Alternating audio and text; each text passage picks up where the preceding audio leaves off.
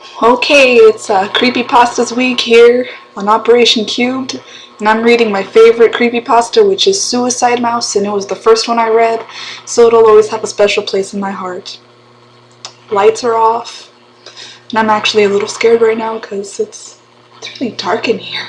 Oh my God. So anyways, here, this creepypasta is considered to be one of the original ones, and which makes it pretty cool because someone texted me and I almost cried. I just got a text message receiving word of what Kim Kardashian and Kanye West named their kid. Northwest. They named their kid North.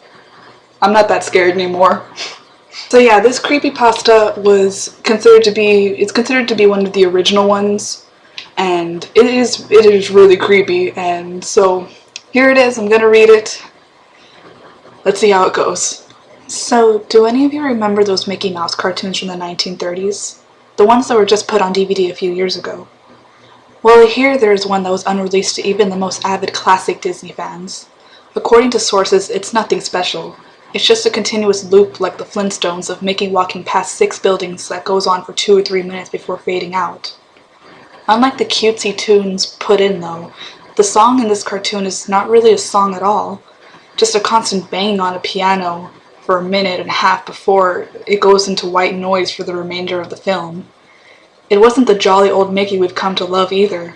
Mickey wasn't dancing, not even smiling, just kind of walking as if you and I were walking, with a normal facial expression.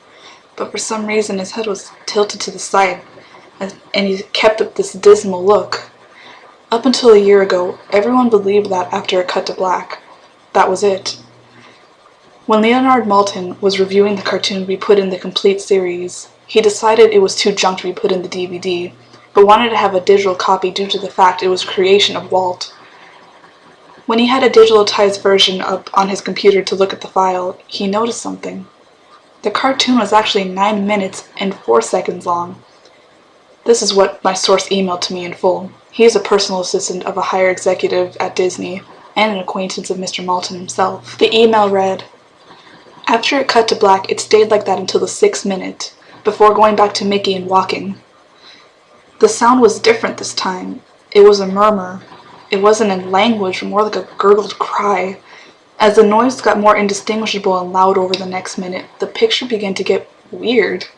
The sidewalk started to go in directions that seemed impossible based on the physics of Mickey's walking, and the dismal face of the mouse was slowly curling into a smirk. On the 7th minute, the murmur turned into a blood-curdling scream, the kind of scream that's painful to hear, and the picture was getting more obscure. Colors were happening that shouldn't have been happening at the time. Mickey's face began to fall apart.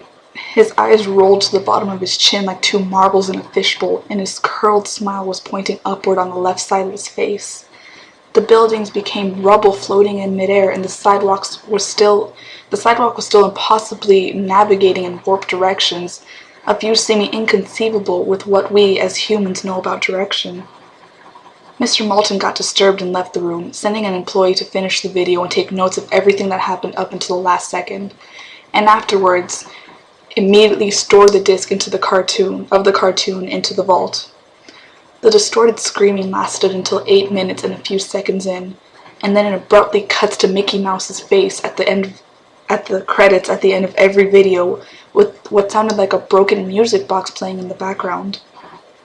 This happened for about 30 seconds, and whatever was happening in the 30 seconds, I haven't been able to get a sliver of information.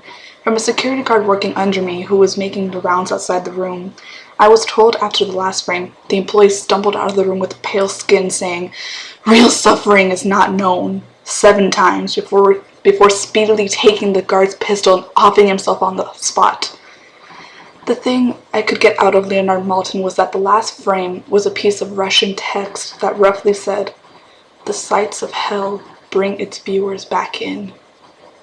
As far as I know, no one else has seen it, but there have been a few dozen attempts to get the file on rapid share by employees inside the studios, all of whom have been promptly terminated from all of their jobs. Whether it got online or not is up for debate, but if rumors serve me right, it's online somewhere under suicidemous.avi.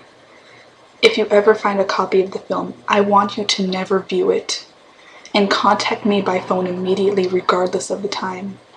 When a Disney death is covered up as well as this, it means it has to be something huge.